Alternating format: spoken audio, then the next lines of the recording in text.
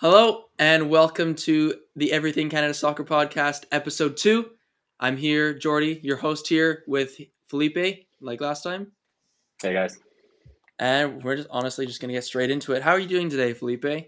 I'm doing good, Jordy. Thank you. How are you doing? Fantastic. A little tired, so if you see me yawn, hey, Come on, man. I'm doing all right. I'm trying my best. I was Cool. waiting all Nice, day to do this. nice Inter jersey, by the way.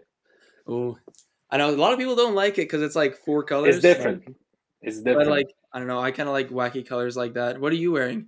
It's a Flamengo jersey, like Oh. my Brazilian team. So Mm-hmm.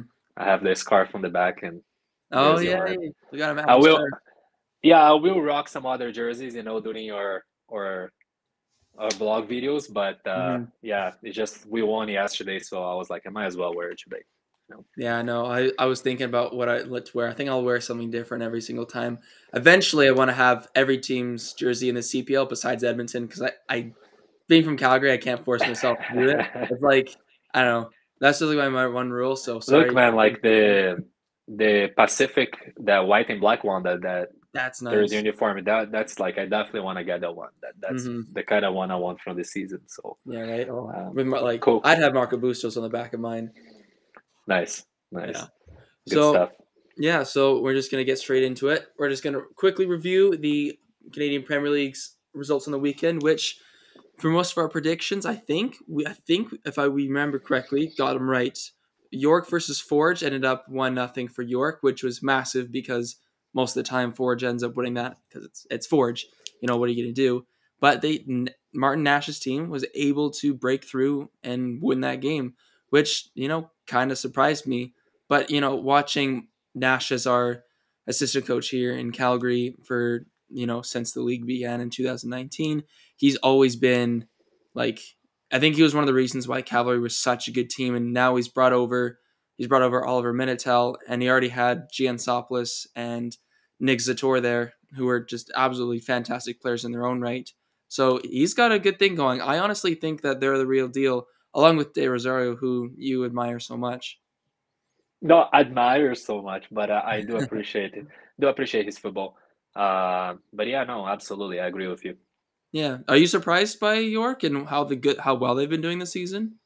No, I actually follow their like social and stuff because I kind of liked what they were doing in the off season. They got quite a few young international talent to Mm-hmm. kind of mixed with the current talent they had there. And I think that that's why we're gonna achieve growth in this league. It's not, of course, Canadians are extremely important for that, but we should open the door for one veterans from abroad and also young talent from abroad. Because that mix it's extremely important for us. Not just to improve the football, sorry, the soccer in this Yeah, country, yeah. but to the mix of culture. You know what I mean? That's something that Mm-hmm. if you ask international players that play in the European level, like Champions League and etc., a lot of them say that they learned a lot of this player. Oh, it's really great to be at Barcelona. Like I remember Messi saying that because of Ronaldinho back when he was younger, right?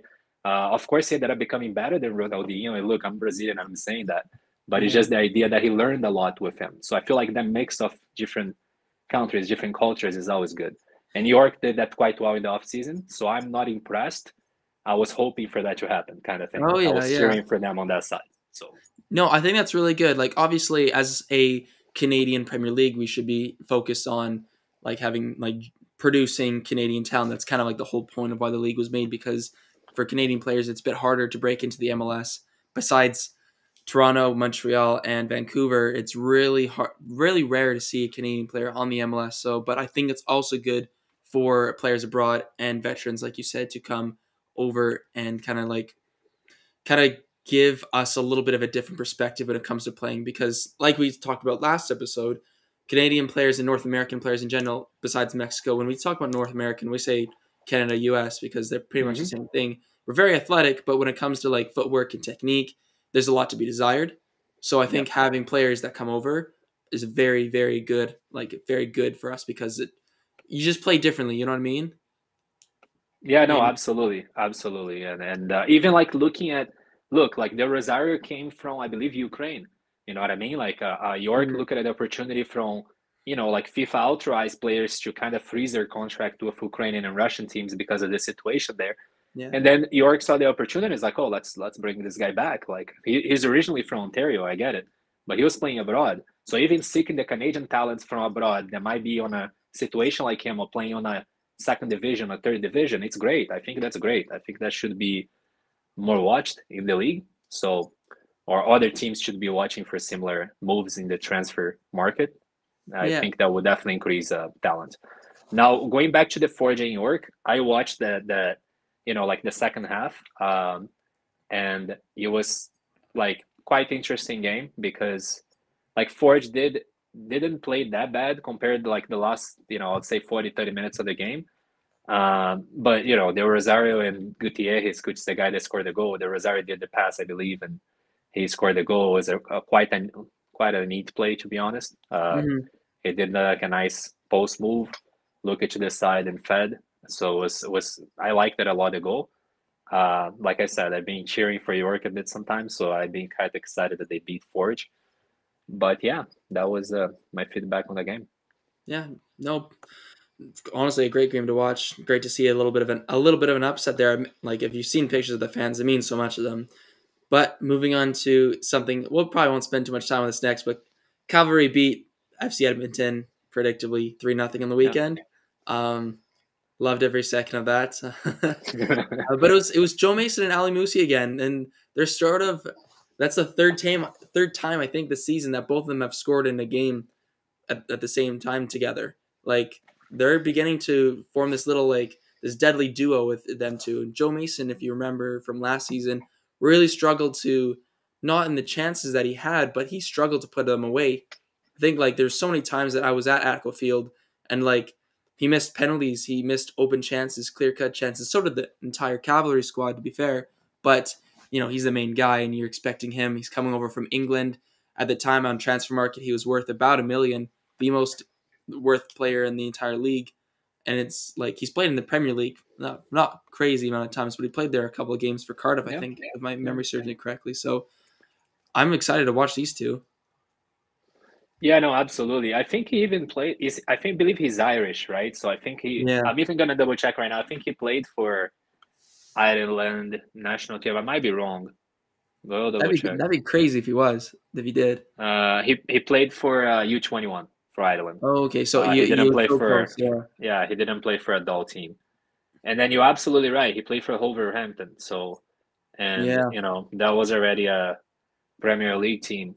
Hmm. So he played there. So yeah, of course he was on loan a few times, but absolutely, Yeah, it's I mean, definitely yeah, yeah. And he's still like if you're talking about market value, like he's still relatively high market value for a CPL player. He's about 500,000 right now. So okay. uh, it's something that like 440 is what his transfer market gave me the Yeah, stats. So yeah. No, that's probably because he's come to a smaller league. That usually happens with most players. Like if Ronaldo was to go to the MLS, his market value would drop significantly just because it's a different league and whatnot. yeah, But no, him and so Joe Mason's value might be going down, but Ali Musi's must be going up because the form that he's putting on with Cavalry, he's undroppable at the moment, especially with the free kick that he had, yeah.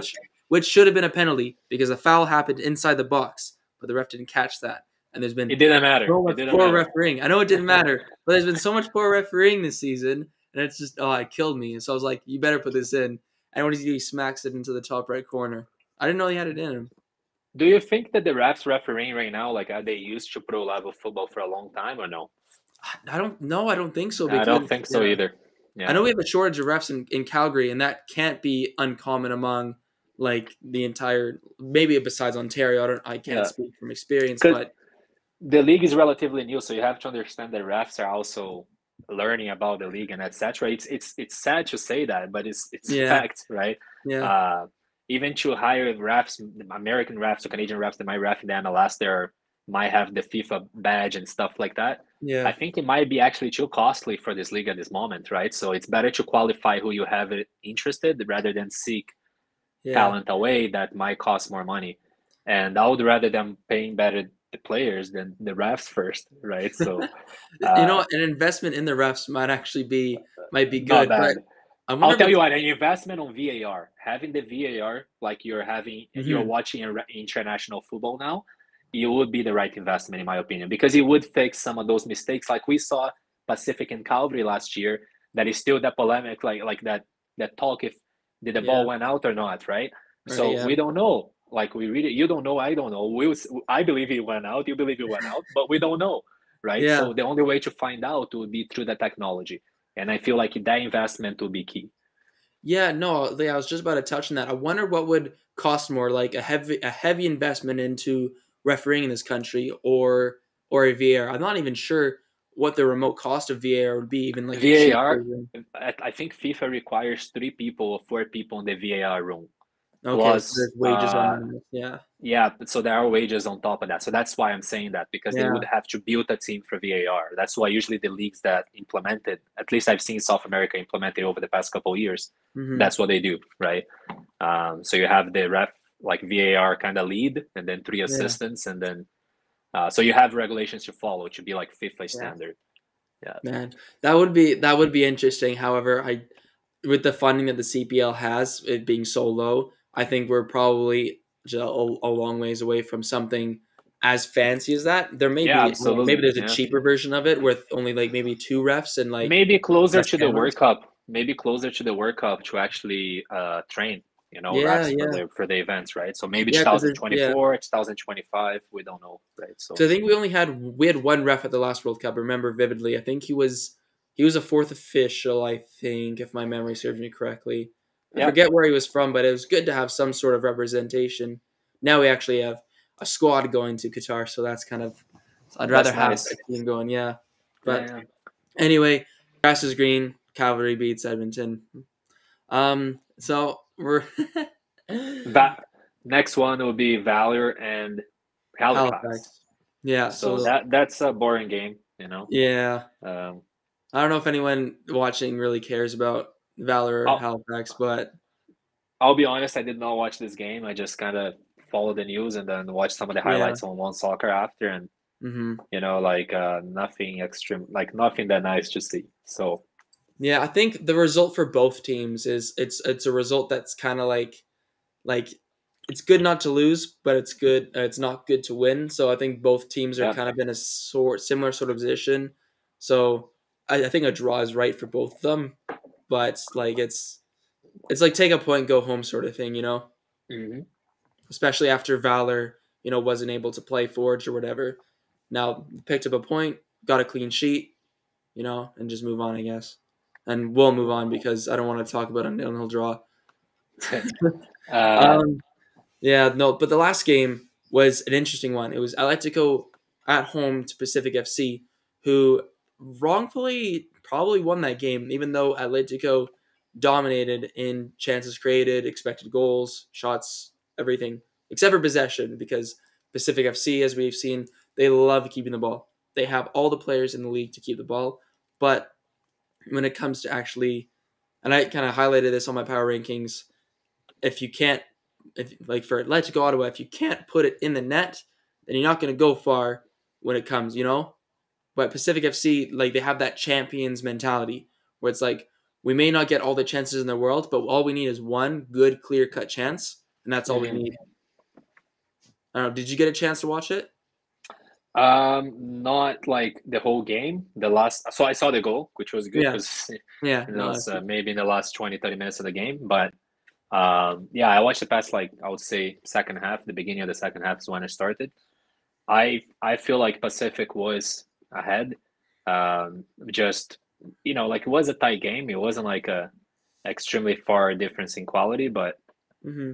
that goal, like Alejandro Diaz, it is having a decent season too. So, and he's a dangerous guy in the box, right? So you don't wanna lose focus on him, especially like in the past like 20, 30 minutes of the game. So, because I do think that he scored a few goals already this season in the last 20, 30 minutes of the game. Yeah, That's not his first rodeo doing that. So it's the mm-hmm. kind of guy that he gets to the end of the game, you gotta pay extra attention. So Yeah, I no. think Well, that's and what they failed at. yeah, and the keeper Callum Irving's one of the best in the league. Up there with Absolutely. Carducci and Jonathan Sierwa, right? So I think that CPL announced him as player of the week, right? Callum Irving. was he? Yeah, yeah, yeah, yeah, yeah. He was the Yeah, player of the week, which yeah. never goes to a goalkeeper, so that's good to see. Yeah, I know. Like, hey, we chose Ali in your channel. Like, if you Yeah, guys follow us and stuff, you'll see it. But we chose Ali, but I can see Irving going as well, right? I can definitely see Mhm. him being. So Yeah, props for him. Definitely you know, definitely earn it. So yeah. So no, it's tough for Atletico Ottawa. It's a tough pill to swallow, but at the same time, you're home. You got your fans behind you. You're playing the champions. You have to take your chances because they're champions for a reason. They're gonna make the playoffs because they're such a it's such a talented squad that it'd be weird if they didn't. And with the additions that they've had this season, they're expected to finish first or second. Even though they didn't yep. finish first or second last season, they finished third. There's a reason for that they're champions because they're resilient. Even though they have a new head coach, he's proving that no, we still have the same mentality and we're still going to go hard. So, that's our wrap up for the CPL. Gonna switch on over to just across the border to, or I guess not totally across the border, kind of half border because the MLS is weird. But we're gonna talk about another 1-0 game. A lot very low scoring games this weekend besides Cavalry. But we're gonna talk about Vancouver versus Toronto FC. Okay. Now, do you know about the controversy, Felipe, that happened? Yep. Yep. How is that allowed? I'm not even sure that would happen in the CPL. Like I don't even like that shouldn't even happen even before like VAR, before everything, man. That Mm-hmm. was not a foul, there was no contact. Like it's just the goalie dropped the ball. The ball, who was it? Nelson, like the scorer, Yeah, or it was Nelson. yeah. So like he felt on his foot. He did his job, and they just took his honest goal away. So that hurt it to see. Man, Not that I cheer for each of the team. Like yeah, whoever won, I'll be okay with it. It's just the idea that yeah, when a team wins like that tie game 1-0, you know, both teams are under pressure. You know what I mean? They're not having a good season, so it's sad. It's not a nice thing to see. So yeah. No, and for two teams battling at the bottom of their conferences, Toronto FC are now 12th in the Eastern, and Vancouver are still glued to the bottom and 14th of theirs. yeah, Both of them. Well, obviously both of them needed a win, but to just have that taken away from you, just and it must hurt being a Toronto fan because you won. They won the league in 2000. Was it 17, 18? My memory serves me. yeah. It might be like 5 years ago. Yeah, you're right. Five, Yeah, 6 years ago. I mean, yeah, just before COVID, I remember, and to go from all the way up here to all the way down here while still having one of the most expensive squads, Yeah, in the like league, yeah. in the I entire mean, league. they did had Michael Bradley at his peak. Jovinko was playing really good football. That's true, They had the outdoor also like young and healthy. So right? they Yeah. had quite a few players that helped. Well, I also think they had, Jonathan Osorio too. yeah, National was team Oreo player, was yeah. yeah, was young, and then what's his name? Pozuelo? Um, no, it wasn't that the full at that time there, the British guy. Or maybe I Um, might be wrong. I might be wrong. no, That no, he might was be there before. before. Yeah. But anyways, they did have a solid team, and their players were kind of peaking at the time in MLS. So I Yeah, think it kind of all clicked. You know what I mean? yeah, But I don't know. I feel like they did try a few different players and a few different. Like they had one of the best players I watched in South America in the past like 5 to 6 years, which was Soltedo, the Venezuelan yeah, guy, Vitaldo, yeah, and he couldn't like they couldn't adapt him to it. And how the like the quality of that player you can adapt, I'll tell you that. You know what I mean? yeah, Like he is adapting right now in Mexico. So it's almost like I feel like that was a problem in inside, like management problem or whatever it was. yeah. Coaching, management, I don't care, but to have a player like the talent of Soteldo not be able to adapt, something's wrong with the place that he wasn't able to adapt, not just the player. Yeah. So that's my opinion. Yeah, no, like I remember when he came over, it was pretty exciting. And I watched like clips of him or whatever just to see what exactly Toronto was getting with his signing. Yeah. And he's very short. What is he like 5'4", five Yeah, oh five? no, Like like I know in centimeters, but he's like yeah, he's on a little like a little really player, like he's yeah, really like small. he was gonna be like their Messi, so to speak, or whatever, right? Like a Yeah, short guy, dribble the ball, be creative and whatnot. But just the fact that he couldn't fit into the system, a player like him who's better than everyone in that squad, like it has to be an internal problem with Toronto. and I mean he plays against proper defenders like Thiago Silva, Marquinhos, things like that when he plays, South American Right? Yeah, qualifier and exactly. etc. Like Argentina, Uruguay, like Hmm. Chile, like he has to play against top quality defense, so he's used to that. Yeah. Um, Even from the Brazilian league before, like he played really well for Santos. So I don't think that. Yeah, I don't know. Like say that the guy didn't adapt to Canada. That's not the truth. Like I don't Yeah, think it's no. exactly what is that.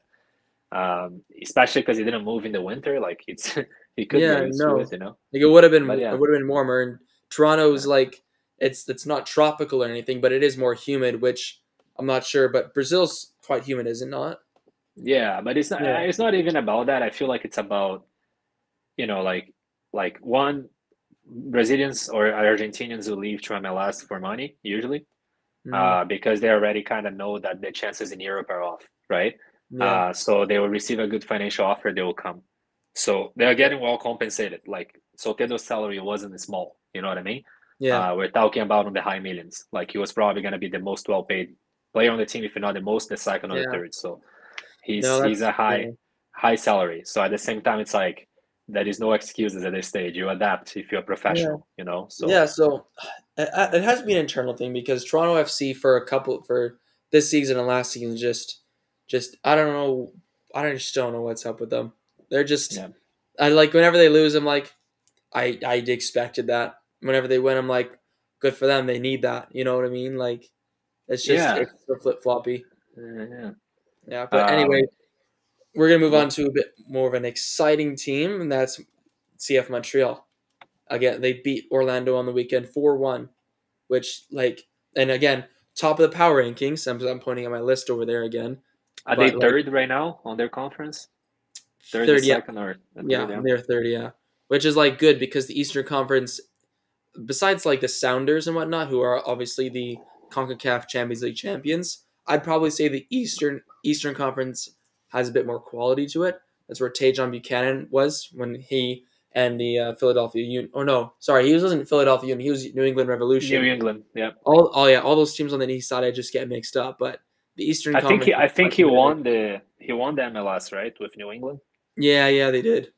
They're Yeah, like the reigning MLS champions or whatever. yeah. So, which like I always forget when the games are being played. But no, it's good to see if Montreal actually keep Canada relevant at the moment.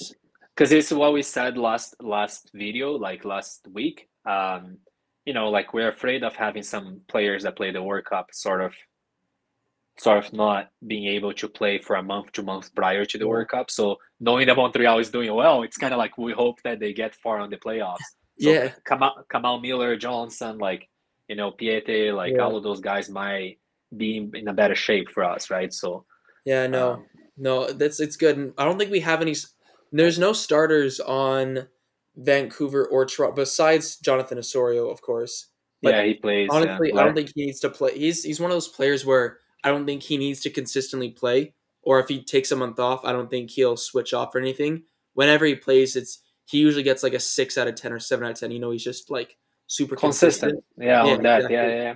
And that's what He's you a want. really good passer, and he hustles a lot. You know what I mean? Yeah, Which he has. I think that's the Colombian in him. He kind of like he goes hard, right? So yeah, like yeah, that's yeah, what you expect for players that plays a CM. They're not like he's a good player, but I'm just saying like not extremely gifted, like technically gifted. So they will compensate with being extremely like physical and then yeah, hustle a lot. And I feel like he has that in his blood, which is good. yeah. I think he's good for the culture. You know what I mean? Having a Oh player yeah. like him, it's good for the culture. So Well, especially because he was also part of the Toronto side that won. Now he's been a part of this. He's been a starter and a main staple in this Canadian squad that's now made yeah, the World Cup. So I think like he's going to be a player that we talk about in 20 years from now, saying like, yep, wow, like he was like something special that came through Canada, and we're like yep. grateful. Because how old is he? He's 27, is he I not? think he's 27, 28. Yeah, Absolutely. I so don't think. he's well in his prime right now, which is Let me perfect. double check. Yeah, It's too yeah. bad that he's He's not like 4 years younger. So when the next World Cup comes around, that he's in his prime. no. He can still play the next But World Cup I though. think, yeah, he's one of those players since he's like He's good tackler. 29. He's 29. 29. Okay, Yeah. so he'll be 33 when the next World Cup comes around, which Okay. he should be fine. Well, Atiba is playing right now, bro. Yeah, I mean the team is 39, right? And like you And said, he's like physically good. He's a beast. So well with the uh, Colombian blood in him as well. Like I'm not sure about anywhere else, but here in Calgary in the men's league and like the over 45-year-old leagues, like you'll see the Spanish and Latino groups come together and play, and like just the footwork, like they don't run, they barely run, but they just pass, pass, pass, pass, pass. Yeah, yeah, So like, yeah, if he has that blood, if he has the Latino blood in him, honestly, he's completely fine. Like we're fine. Like no worries whatsoever. yeah. Cool. So for that, so that game was solid for Montreal. Hmm. Um, and I don't know. I just like I said, I have my hopes high. It'll be cool to see them getting far. I know Hmm. they're rebranding. I don't know if they're gonna change their name again, but Yeah, there that's was a bit of talks about that. But we'll see how that goes. Like so far, in terms of football, they're doing well. yeah. No, that's not. I thought that was an auto rebrand, kind of when York United rebranded from York Nine, which I think was like good and kind of needed because no one has a number nine in there or a number in like their name except for like the year that they were made. Like Borussia Dortmund, it's BVB 09, but no one Yeah, says yeah, yeah, that. yeah, They yeah, just say Borussia Dortmund. yeah. So it'll be interesting to see which direction they take Montreal because I thought this moved more into their more like francophone sort of culture over there, but obviously it's not been good whatsoever. And there's a fan that watches the channel that I need to talk to, just be like, so why is this happening, sort of thing, from your point of view, like why do we need this? And maybe that's just from me not researching it enough, but it'll be interesting to see where it goes. Yep. But yeah, so onto the Canadian Championship now, which at the time of recording started 2 days ago and ended last night. And really kind of not disappointed, but there's no upsets, there's no cup sets or anything like that. Kind of Nope. just I'll ring through the results a little bit and just we can just kind of like discuss it, I guess. So we'll start with Guelph United, who are, for those of you who don't know, Guelph United is part of the League One Ontario, which is a kind of a pro amateur, kind of a semi pro league that would just kind of be under the CPL. So like they're like a second division sort of thing. I think eventually they'll merge them as being a proper second division, but that's a topic for another day. But they played Halifax Wanderers and lost predictably 2-0, which, as we obviously predicted, it's probably going to happen. Not many of these teams ever upset or anything like that. But an exciting game that actually did happen was Atletico and York, who played out in a very exciting 1-1 draw that ended up going all the way to Seven penalties, six.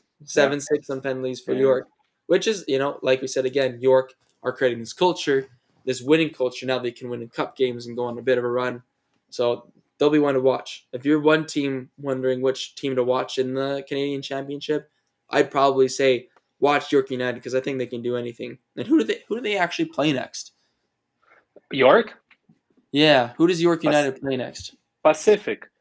Ooh, Yeah. that's honestly So the and game to watch. I mean that's the good, right? Like they're not playing an MLS team, so they can keep their run, Yeah, and then right. whenever they get an MLS team, they might be able to do what Pacific did last year, right? Right? Or yeah, I Pacific think went that to the semifinals and played. Who did they play? Toronto. no, but who beat Vancouver Whitecaps last year? It was Pacific FC. It was Pacific. That's what Yeah, I'm they beat saying. them So they like might, 5-3. yeah, yeah. So yeah, like I'm hoping that that happens with Calvary. We'll Yeah, keep right. keep the Whitecaps below the CPL. Sorry for any Whitecaps fan, but I really want to see the CPL teams better than the MLS teams eventually. So Right? you know, No, and yeah, just to go along, it's a rematch. Cavs beat Edmonton again, but this time they actually scored. So yeah, we gave them goals, so they're a little bit happy. I think that's only the second or third goal they've ever scored against us. So sorry to salt the wounds again, but it's the Cavs versus Whitecaps matchup again, which I cannot wait for. I absolutely can't wait for that. And that's at Atco Field, is it not? it is. It is in Calgary. So Yep. No, I'm getting tickets to that. uh, Watch that again. I'm going to that game too. So maybe we can go together. You know what Yeah, I there mean? we go. Maybe we can go That'd together. There be we good. go. That'd be sick. Yeah, let's Let's plan on do that. not guaranteeing anything for who's watching us, but maybe we can do a live there or something like that, or just a few Yeah. live videos on it. So we'll see. Yeah. Yeah, Uh, no, actually, comment down below if that would actually be something like you want to see in the future. uh, But like next, so obviously Forge ended up being Outremont 2-0. Bit expected. Forge lost to York. They were always going to answer. I'm surprised it wasn't more actually, but it would have been cool to see another upset like you're talking about. But that's okay. So they'll end up playing Montreal, which is such a good matchup too, because Yep. that has potential for an upset. The best MLS Canadian team against one of the best in the not this season, but the best in the past CPL And teams. here's the thing, right? We don't know if Montreal, because of the level they're playing MLS and the calendar, we don't know if they're going to use the whole starting lineup. They might Yeah, mix some young players, and that might give us a chance, right? yeah, Uh, so Toronto and Vancouver, they have nothing to lose. They want to use their starting lineup because they already, like especially Vancouver, they might already be thinking this season's gone. You know what I mean? yeah, So winning the Canadian Championship might be a consolation for them, and that will exactly. still qualify them to something more meaningful next season. Yeah, So I yeah, especially with them playing Cavs again, they're gonna want to beat them. yeah, yeah. So I just feel like yeah, that is that. Not saying that Montreal don't care, of course they do, and they want to win, but Hmm. I just feel like they might make some players, right, and that might give advantage of Forge. So Yeah. yeah, again, I'm the CPL team, so I'm gonna be leaning in towards that. Always. Yeah, Always. Yeah, and then the last matchup is Halifax versus Toronto, which I think that's a new matchup that's never been played before, so that'll be interesting. And it's home at Halifax. So yeah, and then that's gonna be Halifax important. beat Guelph, right? Yeah. Which yeah, and then Forge beat the Quebec Premier League Hmm. team. So yeah, like I feel like it will be good matchups. Yeah. Yeah. No, very exciting. So the Canadian Championship is already in really good shape because you have Pacific FC league leaders against a team that's on hot form at the moment. I'm not sure when they play. I'm not sure the form will still be the same, but it's two teams that have a great culture behind them. Cavs versus Whitecaps matchup from 2019. Yep. Montreal best team, like best MLS team, and the team with the most Canadian Championship titles in Montreal, along against the team with the most CPL championships in Forge, and then finally a fan base with HFX against an TFC. underperforming TFC side. So Yep. honestly, I don't think we could have asked for much more except for a Is cup set. that is the game in Halifax? I think it I think is, right?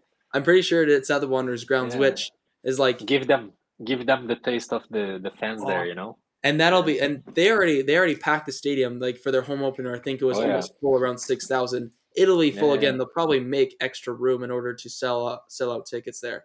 Yeah, it looks like they have those built seats around, like the metal ones. Like we do have it at the Cavs, like Yeah, Atco Field, but in a different way. Like it looks like a easier ones to build on the corners, because yeah, like on the Atco Field you have two areas that it's kind of like open on the corners yeah, in between each, like the yeah, seats and etc. There, it looks like they can fill those corners. They're empty with more metal yeah, seats, and then they can fit more people. So yeah, man, who knows? Like maybe they yeah. I will know. have they will have. I know I'm excited for sure.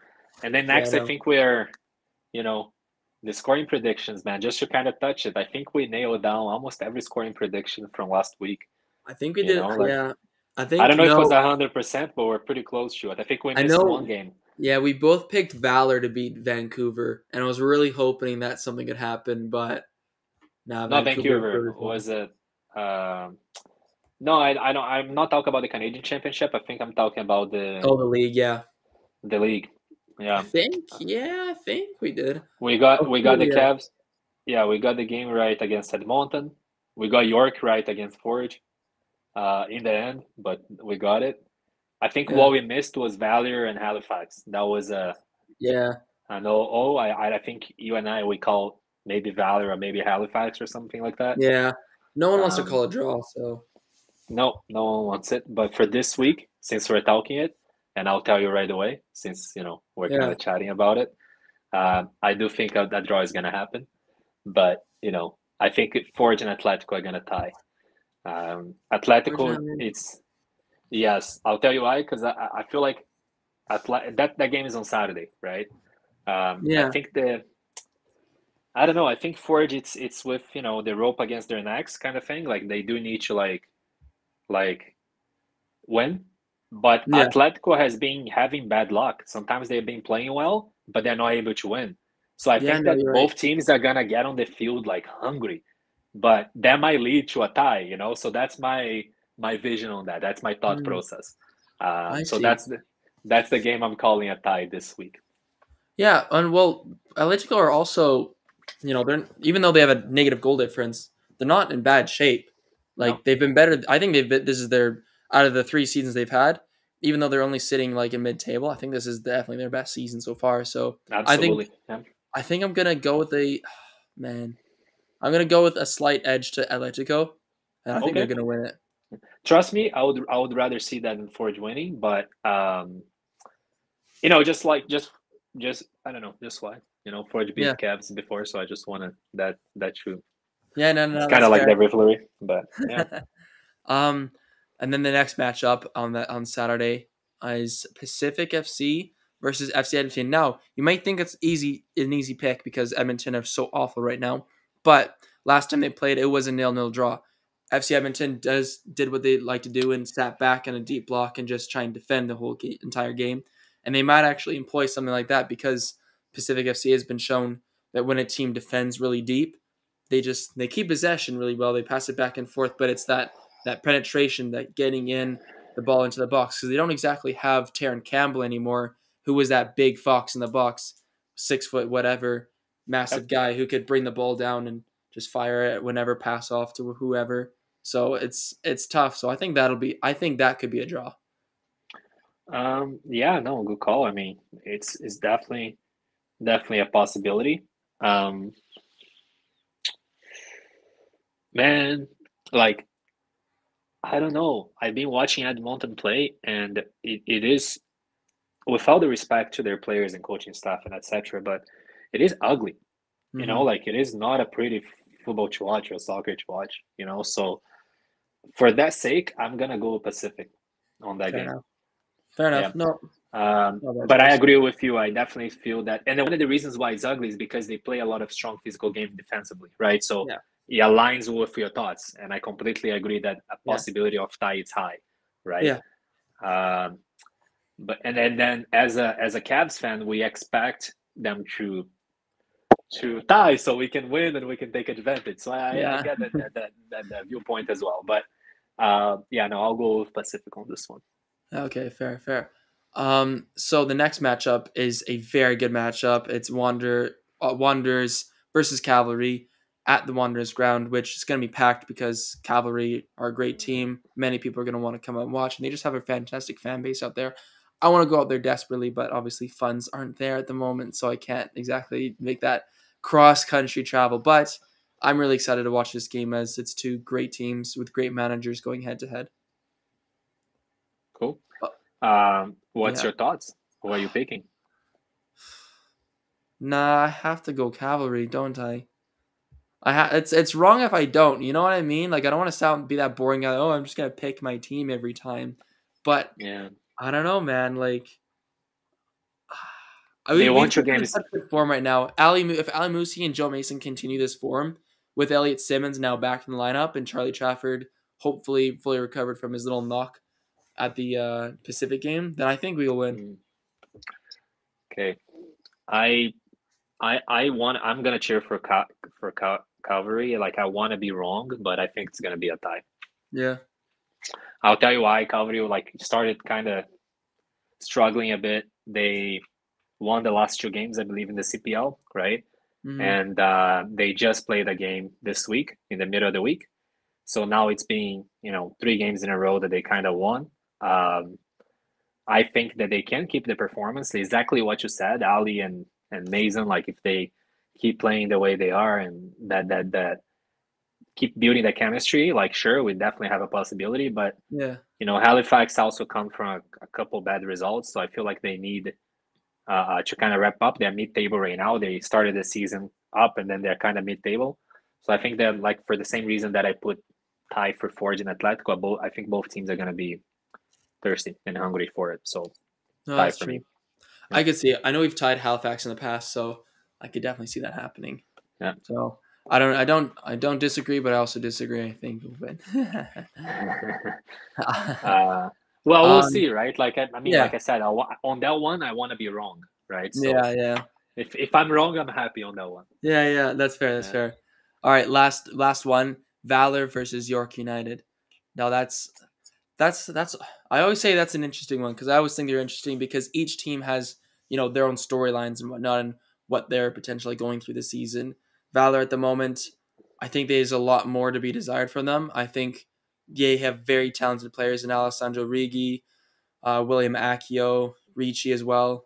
But with a fantastic goalkeeper in Jonathan Sierra, who's on loan. But then you also have, on the other hand, who was it? Sorry, I totally just forgot. It's based in York United, obviously, who are finding great form and everything that they're doing. They have young, exciting, attacking players with a manager that's, sort of new, but has also learned from one of the best in Tommy Wheeldon Jr. So I think I'm just going to tie because I just can't decide. I love both teams in their respective ways. But I think it'll be a tie. I think they'll bring York United's run to an end, and York United did also go through penalties, so that whole adrenaline and hype they must be very high on it. So I'm going to say they come back down to earth a little bit, and Valor ties for the second week in a row. Okay, I'm thinking about a tie as well, but just like Valor has been kind of unlucky as well this season. Like if you really look at it statistically, like they had they're able to control ball possession quite a few of the games they play. They have more goals scored than York does, and they have about the same amount of goals scored against, and they're almost like if not second last, I think they had a fourth, so third last in the table, right? Yeah. And I just feel like their numbers don't reflect what the position they should be, especially because they have two ties, and those ties, if it's part of the CPL, like you will pass, it's a tough league. You have not a lot of clubs, right? So you're playing against each other often. I don't know, man. I feel like they're gonna win. You know what I mean? It's the game is in Winnipeg. Winnipeg has been, even double check. I live there for for those that don't know, I live there for a short period. So I think that they actually have good weather right now, which is good. And when good weather is in Winnipeg, people are happier there. So maybe they will perform better. But yeah, no, it's not the reason why. It's like I said, I think that they are the position doesn't. It's not that honest with Valor on the way that they should be. Because I think they should have been like top four, maybe, you know what I mean, even fighting for the top three positions right now, especially the quality players they have. So yeah, I'll pick them for that win. And also adding to what you said, York will be tired. It was a long game, like penalties take that adrenaline from you. You've played before. It's penalties I played school level only, but I've been there, and it is different. You know what I mean? Like it is different, and it's a game that it's relatively 3 days before each other game, right? Like it doesn't give like a whole week space. So that's fair. So yeah, it's first time we disagree to all the results. I say something, you say something different. Yeah. Trying to be a little bit different. Exactly. But no, that's good. We need a little bit of diversity and whatnot because our Canadian Championship rankings were pretty much the exact same, which makes sense because they were kind of obvious results for the most part. Or we wanted to pick a CPL team over an MLS team, which is completely fair. But anyway, we're gonna get away from predictions at the moment and talk about a couple of players that we really wanted to highlight this week. And one of them we've already brushed on was Stefan Eustachio on FC Porto. We talked a bit about him before we hit record, but we really like appreciate everything kind of that he's bringing to this Canadian squad. He's a bit different than your typical, big, tall, 6 foot, North American athlete. He's small. He's on the shorter side, not terribly short, like about 5'9", if I'm correct from my memory. No. He's 5'10". 5'10". Okay, so not he's one. short. I'm better with meters and centimeters, so he's 177. I'm 182, and I'm 6, right? So I'm assuming that he's like 5'10", 5'11". Yeah. No. Okay. So that's a roughly maybe. I'm terrible with guessing height and everything, but 5'10" does sound about right for him. And you know what? He's played like with Was it, how do you pronounce that? Pacos or Pasos? Pasos Ferreira. Yeah, Pasos Ferreira. He's obviously played fantastic enough to get a move to Porto, and we've been lucky enough that he's been able to start not every single, but most games for. He's honestly undroppable. I can't see him in not starting the first World Cup game against Belgium. Can you? No, definitely not. He's a key piece of the team, right? Like, especially not just the performance on national team. Like, he is a talented player. Like, he has a good passing, he has a good positioning. We are talking about that earlier. For a guy that his size, playing defensive midfielder in Europe, you do got to position yourself really well. Like, of course, I'm not saying you got to be big to play as defensive midfielder, because if you look at one of the best ones on earth, it's Kanté, like from Chelsea, and he's not a big guy. Yeah, but sure. it's football IQ, right? And then I feel like Eustáquio has that, and he has that at that top notch quality. So yeah, I truly feel that he's starting against Belgium. No, there is no way we're not starting him. Yeah, right. Oh man, like that starting 11 for the first World Cup in 36 years. That's tough. Because obviously it's like, okay, we got to put on our best players there, but like, who are your best players? Because so many of them have played different parts. And who are you? Are you going to play defensive? Are you going to try and hit them on the counter attack? And who are the best players for that? Does the Atiba Well, Hutchinson that's get automatically in since he's the captain, or are you saving him for something else or later in the game? You know what I mean? yeah. Like I feel like for the sake of defending, we will start with him. Same as I think we will start with Fatiba. Like just because might use him almost as a third defender on the game. I think Yeah, we will play on the counter attack, valuing possession, similar to what we've done in a few games against Mexico in Azteca and things yeah, like that. It's just we will play on that, and if you execute it well, you are able to definitely beat a team like Belgium. But it is Mhm. the kind of game that's risky, right? Because you're calling the opponent to attack, so you can create opportunities for yourself. So you gotta be extremely focused on defending. Like there is no margin for mistakes, right? Yeah. So I feel like that's why Herdman's gonna trust on the men that he trusted the whole process, which Yeah. includes Eustáquio, Atiba, Bojan on the goal, like who are you used to? Lyrea, he might Yeah. even Yeah. play as Yeah. a, in one of the corners. Even like recently that the kid that plays in Turkey, what's his name? Sam. Sam Adekugbe. Yeah, so like he Yeah, might local even boy. play because he's extremely physical, strong. He knows how to defend, and then Yeah. we can give the freedom for Alfonso Davis to be almost like a left winger, while Yeah. he can take care of the left back, right? So Yeah. again, like I feel like Eustáquio is not going to be on the bench for that game. Who No. might be on the bench for the purpose of saving some energy for the second time to explore counterattacks might be Buchanan. You know what I mean? Or That's might be a true. player like he might put a Jonathan David or Lauren, only one. You know what I mean? We don't know. Yeah. That might change, right? But no Eustáquio. Yeah, that's what I was just kind of like thinking of while you were talking. I was just like, as I was listening, I was just kind of thinking of like who else could fit because obviously Sam or Davies wasn't able to because of his heart condition. He wasn't able to play the last couple of rounds, A and few so games, yeah. yeah, and so but Sam Adekugbe came out of maybe Yeah. not nowhere because obviously he Yeah. was still started the games, but he played absolutely fantastic, like just out of this world in November, out of this world in January, and then Yeah. obviously the last little bit.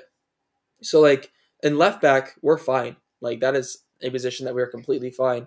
Yeah. Center back is like kind of iffy depending on who you play in there. But I mean, Kamal Miller, as long as he plays to like the end of the season, like I think we'll be okay. I think we can manage, especially if we play that back three that we usually like to play. And Yeah. Belgium's also been known to play a back three.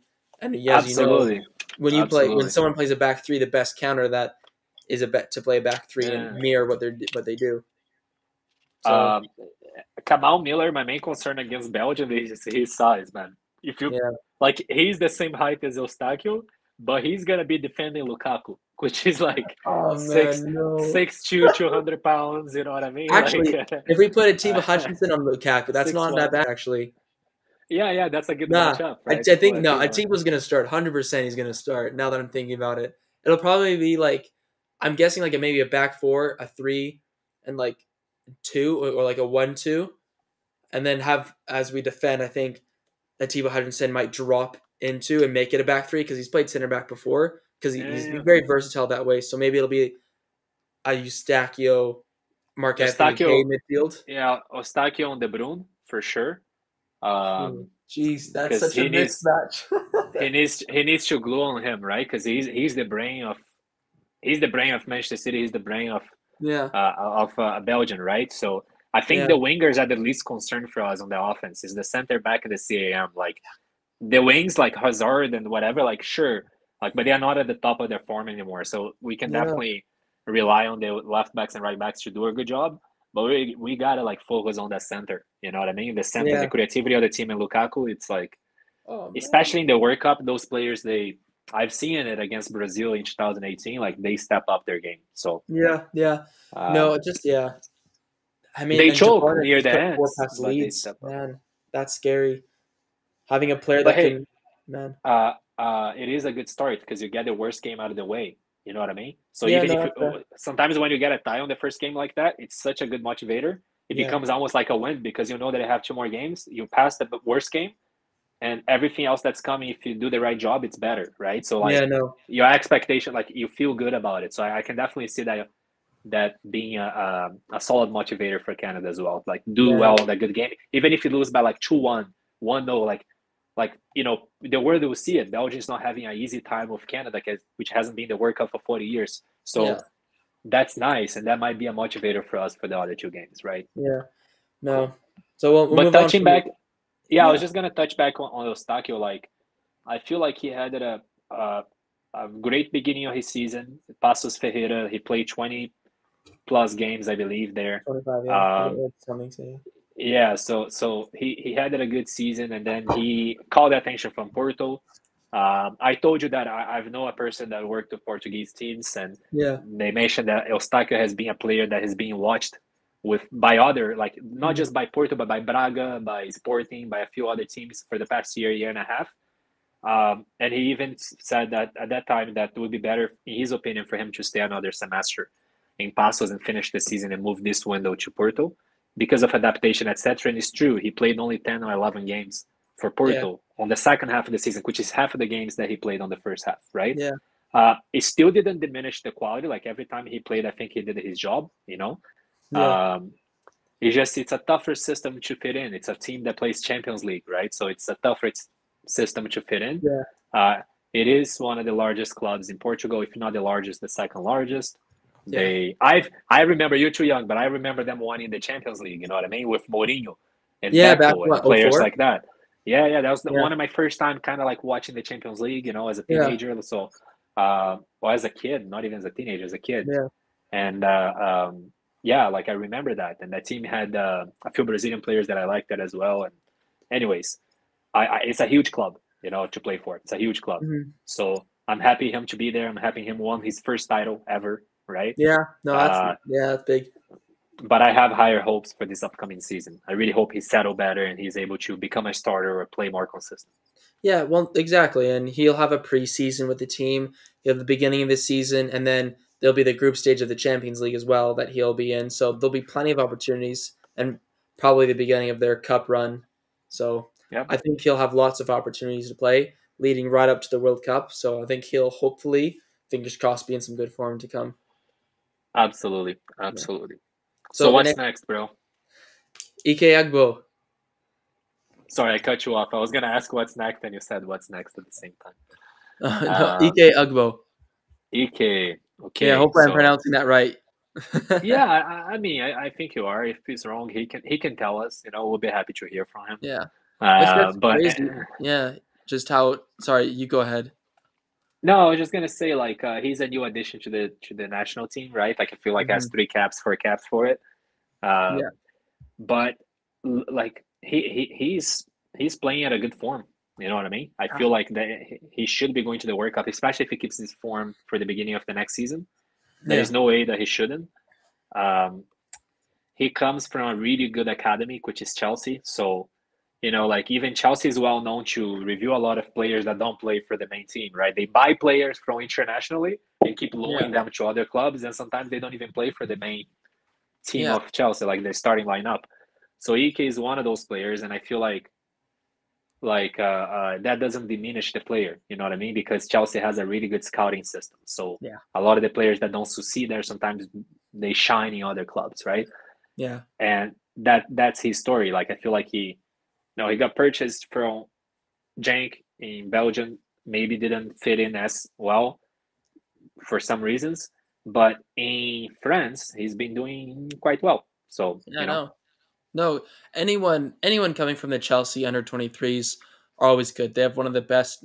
They just pump out youngsters left, right, and center. yep, No matter where you're from, who you are, you're gonna get. Maybe you don't probably won't get first team because that's just Chelsea. They always just loan them out or whatever. But in this yep, case, obviously sold them. Um, but no, I think it's good for him to be on loan and to get some actual playing time consistently. So and he's yeah. like Yeah, he's done that. I mean, like he played the first half of the season in Belgium, and he yeah, was not doing bad. I think his numbers are like 18 games, 3 goals, in the Belgian league. And then he yeah, scored 2 goals in 2 games in the Belgian Cup, and then he scored another 1 or 2 goals in the Europa League. So, yeah. like he's not that bad. Like, of course, it's not an amazing for a striker, but he's not that bad. But in the French league, it's like he participates in 50% of the goals almost, right? So like that's solid. No, yeah. Like that's 40. Like it's a game. It's a goal almost every other game for him in the French league. Well, And the yeah. I mean, French league, people say the Farmers League to diminish the PSG and etc. yeah, But they do have some teams that have solid defenders. Like, we're mm, talking about a team like a national team like Cameroon, right? yeah, They're on Brazil group for the World Cup, but they're also a tough team in Africa right now. Like they qualify quite well. And they're hmm both of the defenders that start for small teams in France, like Castelletto starts for Nantes, you know what I mean? And it's yeah, like he's a good defender. He's just people like diminishing because of the amount of money that PSG has. But overall, the French league does have quality, and I feel like him shining on there, being able to score at that rate, it's solid. His club sucks. Like I've watched a couple of French league games, and I watch I think Olympique de Marseille and Troyes, like the team he's playing. That yeah, was the only game I watched from his team, and it's a bad team. I feel like they were fighting for top 3, 4 spots in the league, like the last ones, right? yeah. Um, but yeah, no, I feel like he impressed me a lot, like Yeah, at yeah, least in numbers. yeah. Well, I mean, in the 12 games he has, he's gotten 5 goals in the French league, and he started like most of them. I'm just looking at him at transfer market, but like the last two teams that he's scored against is like Lille, Jonathan David's club, who are the reigning champions, and Yeah, PSG, who are the current champions if you just won it. yeah, yeah. So, I mean, 2 Score goals in again. 2 games against top Yeah. opposition, like that's fantastic. Yeah, and that's the kind of opposition he's gonna play in the World Cup. Marquinhos from PSG starts from Brazil. Like, Yeah, who is the defender? What's the other team you said? Lille. Oh, Lille. Lille. I Yeah, don't know if they're Jonathan David's defenders in the team. World Cup. You know. Yeah, I think. Well, But they have who is it? Josie Font. He's the Portuguese center back, but I don't think he actually, actually plays for actually, Portugal. José Fonte. Yeah, that's what I was gonna say. Fonte might actually play. We don't know. Yeah, I Like he don't. might. Yeah, I don't know, but yeah, no, but yeah, like he's definitely a solid player. He's doing a good job. yeah, Of course, he needs to evolve a lot, yeah, like a lot of young players. But he has. I think he will get there. I think he will be a great addition, mainly for the next World Cup. This World Cup, I feel like he might come out of the bench, might be kind of like a surprise there. yeah, But probably. next World Cup, I feel like he's gonna be a key piece for us. Yeah, no, I completely agree. Like this World Cup will be like that warm up time that he has, and then leading in, and then his career will take off in the next 4 years, and then we'll have him because I don't know where Kyle Larin will be at that time in the next World Cup. He'll probably still be in the squad in some sort of way because it's only 4 years away. He'll still probably be banging in goals somewhere. Yeah. But yeah, no, Ugbo, he's definitely one to watch. Yeah, and then just to add up, to what I said, he's a similar case than Fikayo Tomori. I don't know if Yeah, you know who yeah, he is, yeah, but born in Canada, but I think he went to Chelsea off academies. yeah. Have That's both true. nationalities, like British and the Canadian, and then had chose to like Tomori chose UK, and Yeah. you know he's paying the price now because he barely gets called. So, uh, He'd be an instant starter here in oh, Canada, and everyone would absolutely love him. for like if we're able to qualify next World Cup, yes, but he would Yeah, play 3 World Cups with us, 2 World Cup with us. I'd be that kind of generational yeah, player for that. Um, yeah. but yeah, That's tough.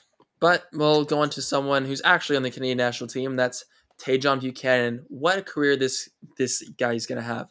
Like hearing about him last season in the MLS and seeing him score more and more day in day out for the Revolution in New England is very exciting to see someone like him.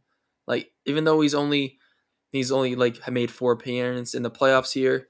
He's made 9 appearances in the Pro League, and what is this? The Becker Van Belge? I think that's their cup that they call. He's made an appearance, yeah, yeah, but he finally scored his first goal here in the playoffs in Belgium. Their league system is a little bit weird. They have two halves of their season, kind of like the CPL did in the very first season when you had Yeah. a spring season and a fall season. But for him to finally get his first goal must mean the world to him. Yeah, no, absolutely. And I mean, he does have a couple assists in the league. Yeah. But yeah, like it was definitely, I watched the videos on the Instagram and stuff. So I feel like, he looked pretty happy. But Yeah. yeah, no, it's definitely a player that, he has the adaptation phase, right? From moving to MLS to a different league. Of course, Belgian Mhm. league is not the highest league, but it's still more physical. It still have talent there. A lot of Yeah. players or young players that played in Belgium eventually go to France and make to, or Europe, or sorry, England and whatever, and ended up playing international. So, Yeah. yeah, like definitely a good league to kind of start in Europe instead Hmm. of going to a bigger team and have to get loaned to smaller clubs. Yeah. He can be a kind of like a one of their, like he's starting as a right winger, right? So like he's already adapting to the shape of the team. Like sometimes he comes from the bench, but he plays at least 45 minutes on this whole second half. Yeah. So yeah, No. he's getting different than Eustáquio. He's actually getting involved on the system quite fast.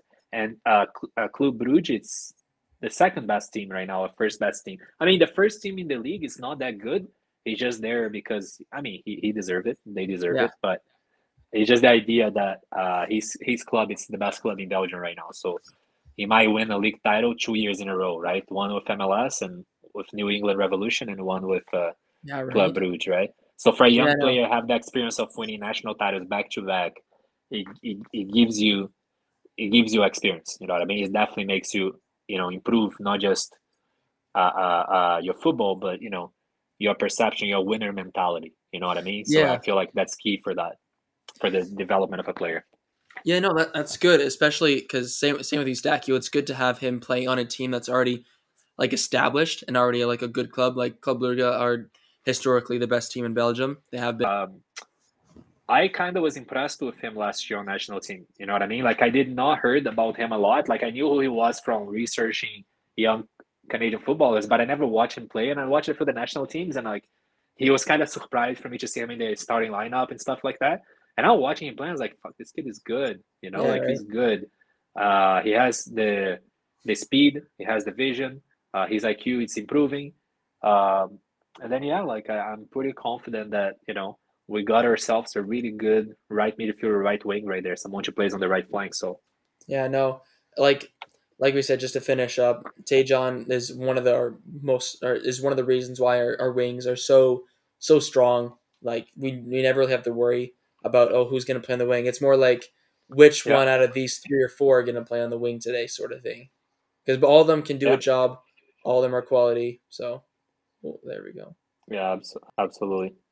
Um, cool. So Yeah, you know, like in terms of European players, I think we talk it all.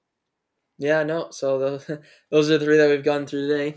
But that pretty much wraps up the show, unless Felipe has anything else that he needs to get off his chest.